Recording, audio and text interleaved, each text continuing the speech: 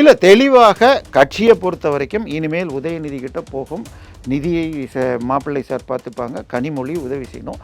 கனிமொழி மீண்டும் ஒரு சீனியர்களை கூப்பிட்டு கட்சிக்கு இது பண்ணுவார். அதுக்கு பதில் தான் டெல்லியோடு இவங்க வச்சுட்டா. ஏன்னா கனிமொழிக்கும் அமித்ஷாவிற்கும் ஒரு நட்பு உண்டு.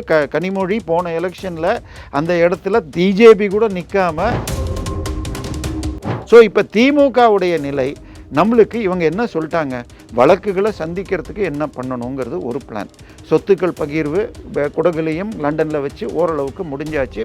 இனிமேல் அரசியல் முழுக்க உதயநிதியும் நிதி முழுக்க மாப்பிள்ளை சாரும்னு சொல்லி பண்ணியாச்சு. விஜய் வந்தப்போ எல்லாரும் எழுந்து நின்னாங்களாம். 2வது நாள் இவர் கைதுக்கு பிறகு இவர் வந்தப்போ உதய் வந்து கண்டுக்காமல் பின்னாடி போயிட்டார். இவர் வணக்கம் வைத்த போது கூட அடுத்த நாள் இங்கே உள்ளுக்குள்ளே வைக்கலை. ஸோ அதன் பிறகு ஒருவருக்கு ஒருவர் நேற்றுக்கு பார்த்தீங்கன்னா சட்டமன்றத்தில் கைதுக்கு பிறகு டெல்லியிடம் நாம் ஒற்றுமையாக செல்வது.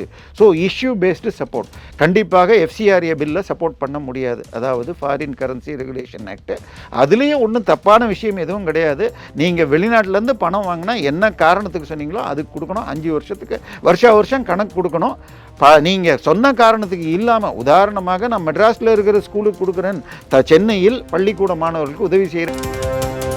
விஜயோடு பர்சனலாக மோதாமல் நம்ம 50 எம்பி எம்எல்ஏ வரைக்கும் எடுக்கணுங்கிற வேலையும் தொடங்குது. ஏன்னா இப்போ தங்களுடைய நீதிமன்றத்தின் லாயர்களை வச்சுக்கிட்டு அந்த வழக்கை முழுமையாக உடைச்சி அத்தனை அந்த குதிரை பேரத்தில் இருக்கிற அத்தனை பேருக்கும் இன்றைக்கி ஜாமீன் கிடச்சிச்சு. குளிர்கால கூட்டத்தொடர்னு வர்றப்போ உங்களுக்கு நம்பிக்கையில்லா தீர்மானம் கொடுக்கறதுக்கு எம்எல்ஏக்கள் வாங்கிறதுங்கிற பிளான் இருக்குது.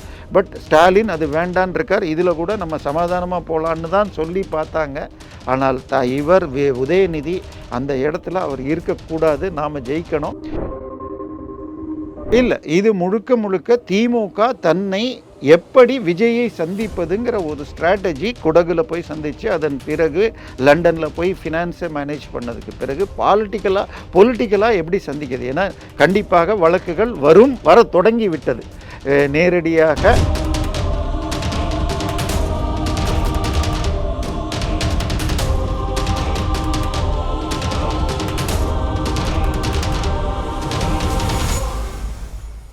ரியல் ஒன் உறவுகளே, நடுநிலையோடு பொறுப்புடன் செய்திகளை வழங்கி பல லட்சக்கணக்கான மக்களின் நம்பிக்கையை பெற்ற நமது சேனலின் வளர்ச்சிக்கு உங்கள் ஆதரவு தேவை. இந்த ஊடக பயணம் தொடர்ந்து வலுப்பெற திரையில் தெரியும் QR கோட் ஸ்கேன் செய்தோ அல்லது டிஸ்கிரிப்ஷனில் உள்ள வங்கி விவரங்கள் மூலம் உங்களால் முடிந்த அளவு சப்போர்ட் செய்யுங்கள். உங்கள் ஒவ்வொரு ஆதரவும் நமது குரலை இன்னும் பல லட்சம் பேரிடம் கொண்டு செல்ல உதவும். ரியல் ஒன் நேயர்களுக்கு வணக்கம். இன்று நம்மளுடைய நேர்காணலுக்கு அரசியல் விமர்சகரான திரு தேவப்பிரியா அவர்கள் இணைஞ்சிருக்காங்க. வணக்கம் சார். வணக்கம் சார். தற்பொழுது டீலிமிட்டேஷன் தொடர்பாக அனைத்து கட்சி கூட்டம், அதாவது அனைத்து எம்பிக்கள் கூட்டத்தை வந்து தற்பொழுது ஆளும் கட்சியான தாவேக அரசு வந்து கூட்டியிருக்காங்க. இதில் திமுக, மக்கள் நீதி மையம், அதற்கப்புறம் அதிமுகட்டேருந்தும் எந்த விதமான தகவலும் வரல, பாமக கலந்துக்கல, இந்த மாதிரியான பல கட்சிகள் வந்து தேமுதிக கலந்துக்கல, ஒரு ராஜ்யசபா இருக்காங்கல்ல, சுதீஷ் அவர்கள், இந்த மாதிரி பல கட்சிகள் வந்து புறக்கணிச்சிருக்காங்க. இப்போ இந்த புறக்கணிப்பு விஜய் அவர்கள் மீதும் தாவேகா மீதும் இருக்கக்கூடிய ஈகோவை அரசியலில் காட்டுறாங்களா அப்படிங்கிற ஒரு கேள்வி வந்து வருது. எப்படி பார்க்கறது? இல்லை, இது முழுக்க திமுக தன்னை எப்படி விஜயை சந்திப்பதுங்கிற ஒரு ஸ்ட்ராட்டஜி. குடகுல போய் சந்தித்து அதன் பிறகு லண்டனில் போய் ஃபினான்ஸை மேனேஜ் பண்ணதுக்கு பிறகு பொலிட்டிக்கலாக எப்படி சந்திக்கிறது. ஏன்னா கண்டிப்பாக வழக்குகள் வர தொடங்கி விட்டது. நேரடியாக உதயநிதியை கைது வரைக்கும் கொண்டு போயிட்டாங்க. ஸோ இனிமேல் நமக்கு பலம் டெல்லியில் வேணும். அப்படிங்கிறப்ப டெல்லி டீலிமிட்டேஷன் பில்லை கொண்டு வர்றாங்க. டீலிமிட்டேஷன் போன முறை கொண்டு வந்தபோது எதிர்த்தது திமுக, காங்கிரஸோடு சேர்ந்து கொண்டு. பட் அப்போவே பேச்சில் கொடுக்கப்பட்ட வாக்குறுதி என்னன்னா, இப்போ இருக்கிறது 543 சீட்டு, அது அப்படியே 1.5 மடங்கு 50% சீட்டு இன்க்ரீஸு அந்தந்த ஸ்டேட்டுக்கு அப்படியே போகும். அப்படின்னா அதாவது இப்போ நம்ம 39/543 போட்டால் 7.04 என்னமோ வரும். ஆனால் மக்கள் தொகையோ அல்லது நம்ம நிதி பங்கீடுலாம் பார்த்தா 5க்குள்ளே தான் இருக்கும். ஸோ சட்டப்படியாக அம்பேத்கருடைய அரசியல் சாசனப்படியாக 10 லட்சம் பேருக்கு ஒரு எம்பி இருக்கணும். ஸோ தமிழ்நாடு பாப்புலேஷன் படியாக பார்த்தால் நமக்கு வர வேண்டியது இப்போ வரது வந்து இப்போ இவ்வளோ கொடுத்தாங்கன்னா அதை விட யூபி பீகாருக்கு இன்னும் அதிகமாகிடும். அப்போ இன்னைக்கு தமிழ்நாட்டில் ஒரு எம்பி கூட இல்லாமல் 3 முறை பிஜேபி ஆட்சியே அமைக்குதுன்னா இன்னும் இது அதிகமாகும். அதனால தென் மாநிலங்களுக்கே இது குறையும் அப்படின்னு எதுக்குறாங்க. ஆனால் இந்த ஸ்கீம் போட்டுட்டால் உங்களுக்கு தமிழ்நாட்டுக்கு இப்போ 39ங்கிறது இன்னும் 19 ஜாஸ்தி ஆகுதுன்னு சொன்னால் 57 58ன்னா இது லாபம். கண்டிப்பாக சட்டப்படியாக போய் இது வழக்குக்கு போனால் இழுத்துட்டு போய் கடைசியில் மாறலாமே தவிர கொடுத்துட்டு ஓகே 2 எலெக்ஷன் 5-6 வருஷம் இழுத்துட்டு போச்சுன்னா இதுக்கு தொடரட்டும் அப்படின்னு போயிடுச்சுன்னால் இது வந்து தொடரும். ஸோ தமிழ்நாட்டுக்காக இருக்கட்டும், கர்நாடகா, கேரளாக்கெல்லாம் பாப்புலேஷன் ரொம்ப கம்மி, 20 சீட்டுங்கிறது அதிகம். அந்த ஃபார்முலாவை யூஸ் பண்ணால் இந்தியா ஃபுல்லாக 10 லட்சம் பேரோ 15 லட்சம் பேர் சேர்ந்து ஒரு எம்பின்னா பீகார்லேயும் 15 லட்சம், யூபிலையும் 15 லட்சம், தமிழ்நாட்டிலையும் 15 லட்சம்னா நமக்கு சீட்டுகள் குறையும், அவங்களுக்கு அதிகமாகும். என்னை பொறுத்த வரைக்கும் இந்த சீட்டு ஏற்றுறது தேவையில்லாத வேலை. ஏன்னா 47-50களில் மாட்டு வண்டியிலையோ குதிரை வண்டியிலையோ போய் ஒரு எம்பி எல்லாரையும் சந்திக்கணும், மக்களும் சைக்கிள்லையோ எதுலையோ போய் அவரை பார்த்து ஐயா எங்களுக்கு தண்ணி வேணும், வீடு வேணும்னு கேட்க. தேர்தல் வந்தது 52ல் தான். இல்லை, நான் சொல்கிறது அந்த 52லேருந்து 80 வரைக்குமே வச்சுக்கோங்களேன். எல்லா கிராமத்துக்கும் ரோடுகள் கிடையாது. ஸோ மாட்டு வண்டியோ குதிரை வண்டி, சேலத்தில் நான் 85ல் குதிரை வண்டி ஓடி பார்த்துருக்கிறேன். மீன் பஸ் ஸ்டாண்டுக்கு குதிரை வண்டியில் நானே போயிருக்கேன். ஸோ கிராமத்தில் இன்னும் எப்படி இருக்குன்னு பார்த்துக்கேன். ஸோ அப்படி இருந்த நேரத்தில் இன்னைக்கு ஒரு நோட்டீஸ் அடித்து கொடுக்கணுன்னாலே கூட வீடு வீடாக கொடுக்கணுன்னா எவ்வளோ கஷ்டம். இன்றைக்கி ஒரு வாட்ஸ்அப்பில் நீங்கள் போட்டால் அந்த குரூப்புக்கு முழுக்க போகும். ஸோ என்னை பொறுத்த வரைக்கும் இந்த 543 வச்சு அட்ஜஸ்ட் பண்ணலாம். ஆனால் இங்கே எங்கே இன்னொரு சிக்கல் வருதுன்னு சொன்னால் பெண்களுக்கு 33% சீட்டு கொடுக்கணும். அது ஏற்கனவே பாராளுமன்றத்தில் கொடுக்கப்பட்டு விட்டது. வாஜ்பாய் காலத்தில் தொடர்ந்து காங்கிரஸ் காலத்திலையும் வற்புறுத்தி இன்னைக்கு இதில் பாராளுமன்ற மேயராக தமிழ்நாட்டில் சென்னையில் ஒரு தலித் இருக்கார் என்று சொல்லப்படுகிறது. அவர் தலித் இல்லை, கிறிஸ்தவர் தான்.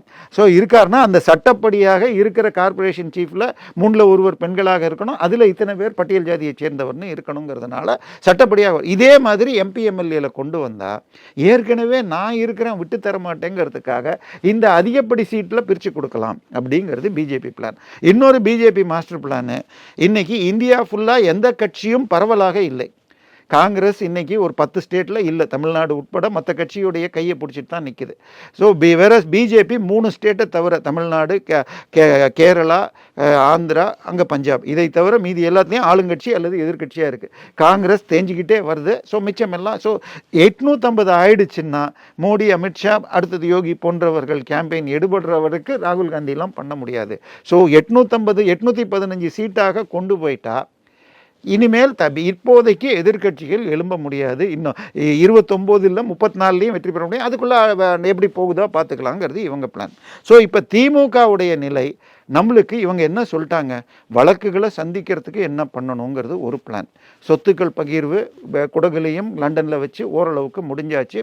இனிமேல் அரசியல் முழுக்க உதயநிதியும் நிதி முழுக்க மாப்பிள்ளை சாரும்னு சொல்லி பண்ணியாச்சு. இப்போ கைதுக்கு அப்புறம் என்ன நடக்குது? கைதுக்கு பிறகு டெல்லியிடம் நாம் ஒற்றுமையாக செல்வது.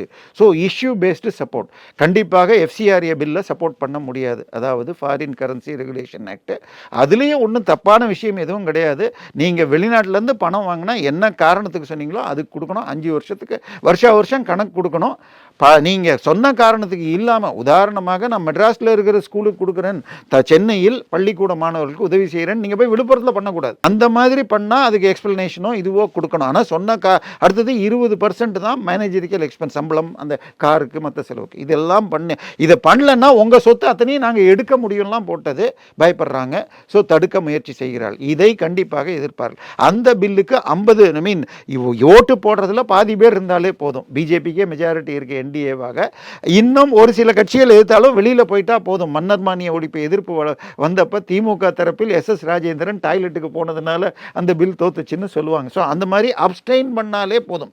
ஆனால் இந்த டீலிமிட்டேஷனோ பெண்கள் ரிசர்வேஷனோ இது வந்து இது கான்ஸ்டியூஷன் அமெண்ட்மெண்ட்டுங்கிறதுனால மொத்தத்தில் 3ல் 2 பேர் இருக்கணுங்கிறப்ப திமுக ஓட்டு கட்டாயம் வேணும். திமுக ஓட்டு போடாதுன்னா பிஜேபி கொண்டு வராது. இன்னைக்கு வரைக்கும் கொண்டு வரேன்னு சொல்லலை, இன்று வரை அறிவிக்கவில்லை. ஆனால் காங்கிரஸ் 9லேருந்து திங்கள்லேருந்து வியாழன் வரை பார்லிமெண்ட்டுக்கு வரலாம், வந்துருங்கன்னு சொல்லி கொறடா உத்தரவு போட்டிருக்காங்க. ஸோ திமுக சட்டசபையில் 23, 25ன்னே வச்சுக்கோங்க, தேமுதிக எல்லாம் சேர்த்து.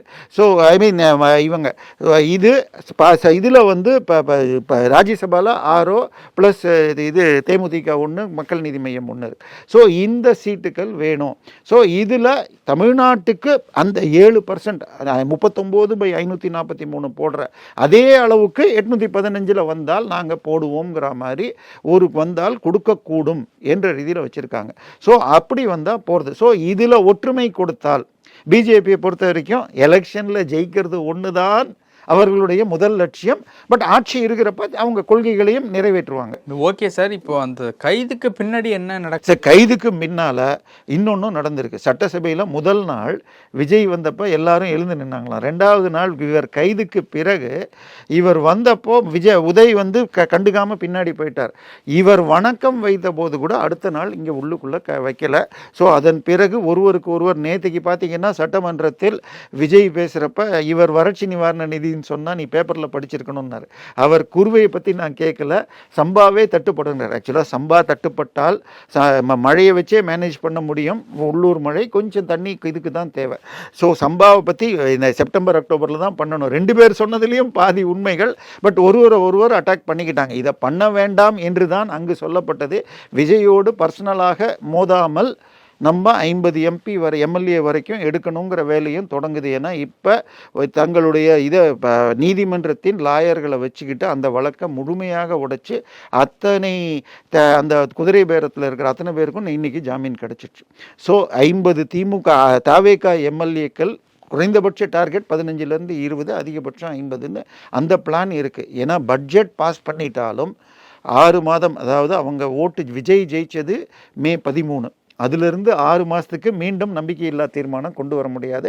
பட்ஜெட் பாஸ் ஆகுதுங்கிறது ஒரு நம்பிக்கை விதமானதான். ஸோ அதனால ஜூலை மே 13லேருந்து June, July, August, September, October, நவம்பரில் மீண்டும் குளிர்கால கூட்டத்தொடர்னு வர்றப்போ உங்களுக்கு நம்பிக்கையில்லா தீர்மானம் கொடுக்கறதுக்கு எம்எல்ஏக்கள் வாங்கிறதுங்கிற பிளான் இருக்குது. பட் ஸ்டாலின் அது வேண்டான் இருக்கார். இதில் கூட நம்ம சமாதானமாக போகலான்னு தான் சொல்லி பார்த்தாங்க. ஆனால் இவர் உதயநிதி அந்த இடத்துல அவர் இருக்கக்கூடாது, நாம் ஜெயிக்கணும், டெல்லியோடு தொடர்பை சபரீசன் ஏற்கட்டும். போன முறை ஆர்எஸ்எஸோடு சேர்ந்து டாஸ்மாக் ரைடு டயத்தில் ஒரு 500 ஸ்வீட் பாக்ஸ்கள் அனுப்பப்பட்டு தடுக்கப்பட்டதுன்னு அப்போ சொன்னாங்க. ஸோ அது போல் ஒரு முயற்சியை செய்யட்டும். நம்ம தாவேகாவை கலைக்கணும், இளைஞர்களை ஜாஸ்தி பண்ணணும்னு பார்க்குறாங்க. பட் தாவேகா இன்னும் ஸ்ட்ராங்காக ஒரு பக்கத்தில் இவர் பேரில் வழக்கு கைதுக்கு போனாங்கன்னா இன்னொரு பக்கம் நக்கீரன் கோபால் மீது போட்டிருக்காங்க. இவர்களுக்கு வேண்டுமான 2 பினாமிகளுக்கு மேலே வழக்குகள் போட்டுட்ருக்காங்க. அதை தாண்டி இது மோடியை எதிர்க்கக்கூடிய பியூஷ் மானுஷ் பேர்லேயும் வழக்கு போட்டிருக்காங்க. ஸோ டெல்லியோடு விஜயும் கொஞ்சம் நட்புல போகணுன்னு பார்க்குறாரு. ஏன்னா அவங்க தொடர்பு இல்லாமல் இந்த வழக்குகளை கொண்டு போக முடியாது. ஸோ 2 பேருமே பிஜேபியோட நட்பாக போகணுன்னு, கடவுள் புண்ணியத்தில் மழை பெய்யறதுனால காவேரியும் இன்னும் 1 வாரம் மழை இருந்தால் இப்போ தண்ணி வந்துடும். ஸோ இப்போதைக்கு திமுகவுடைய கணக்கு பிஜேபியோடு இஷ்யூ பேஸ்டு சப்போர்ட்னு ஆரம்பிச்சுட்டு FCRA பில்லு முடிஞ்சிடுச்சுன்னா தேவை என்றால் கூட்டணிக்கும் சேர்ந்து. ஏன்னா 2029 தேர்தலில் மோடியா லேடியான்னப்போ இவங்க ஒரு சீட்டு கூட ஜெயிக்கல. ஸோ மத்திய கூட்டணி இல்லாமல் திமுகவால் ஜெயிக்க முடியாதுன்னு தெரியும். ஸோ 29 கூட்டணி முடியுமா, அதனை நோக்கி செல்வதற்கான முதல் படிதான் இன்னைக்கு இவர்கள் இதில் கலந்து கொள்ளவில்லை. ஏன்னா இப்போ மறுபடியும் டீலிமிட்டேஷனுக்குள்ளே நீங்கள் போகிறீங்க. பட் இந்த விஷயத்தை பொறுத்த வரைக்கும் குடும்ப நபர்கள் அந்த கைதுக்கு பிறகு இல்லை, தெளிவாக கட்சியை பொறுத்த வரைக்கும் இனிமேல் உதயநிதி கிட்ட போகும். நிதியை மாப்பிள்ளை சார் பார்த்துப்பாங்க, கனிமொழி உதவி செய்யணும். கனிமொழி மீண்டும் ஒரு சீனியர்களை கூப்பிட்டு கட்சிக்கு இது பண்ணுவார். அதுக்கு பதில் தான் டெல்லியோட இவங்க வச்சுட்டா. ஏன்னா கனிமொழிக்கும் அமித்ஷாவிற்கும் ஒரு நட்பு உண்டு. கனிமொழி போன எலெக்ஷனில் அந்த இடத்துல பிஜேபி கூட நிற்காம தமாக நிற்க வச்சு 4ஆம் இடத்துல தான், தூத்துக்குடியில் டெபாசிட் போய் 4ஆம் இடத்துக்கு தான் வந்து அதிமுக போய் 3ஆம் இடத்துக்கு தான் இது 2ஆம் இடத்துக்கு நாம் தமிழர் வந்துச்சு. அந்த லெவலுக்கு கனிமொழிக்கு எழுதி பண்ணாங்க. கனிமொழியும் இவங்களுக்கு அமித்ஷாவுக்கும் ஒரு நட்பு இருக்குது. அதை உடைத்து இப்போ சபரீசனை கொண்டு வந்துட்டு கட்சி சபை இங்கே டெல்லியிலும் நிதியையும் சபரீசன் பார்த்துக்கணும். மெதுவாக கனிமொழியும் அடக்கிறதுங்கிற மாதிரி ஒரு இது போகுது. கனிமொழியும் இப்போதைக்கு எம்பி பதவி வச்சுக்கிட்டு இது பண்ணால் போதுன்னு பார்க்குறாங்க. ஏன்னா டெல்லி கூட்டணி வந்தால் அமைச்சரவையில் பங்கு என்று வரும் பொழுது, ஏன்னா இவர் அனிதா ராதாகிருஷ்ணன் பேசினப்போ கூட பழைய மந்திரி சொல்லாமல் திருச்சி சிவாவுக்கு வரும்னார். ராஜ்யசபாவிலேருந்து திருச்சி சிவாவுக்கும் லோக்சபாவிலிருந்து கனிமொழிக்கும் வாய்ப்பு கிடைக்கலாம் என்றும் சொல்லப்படுகிறது. ஓகே சார், பல விஷயங்கள் பேசியிருக்கோம், நன்றி. உங்கள் பிசினஸ் இன்னும் அதிக மக்களை சென்றடைய வேண்டுமா? இன்றைய டிஜிட்டல் உலகில் சரியான ப்ரமோஷன் தான் வெற்றியின் முதல் படி. தமிழகம் முழுவதும் பல லட்சக்கணக்கான பார்வையாளர்களை தினமும் சென்றடையும் ரியல் ஒன் யூடியூப் சேனல்களில் உங்கள் பிசினஸ் இனி எல்லோரும் அறியட்டும். குறைந்த செலவில் அதிக ரீச். உங்கள் பிராண்டுக்கு நம்பிக்கையும் வளர்ச்சியும் சேர்க்க இன்றே எங்களை தொடர்பு கொள்ளுங்கள். 9280087164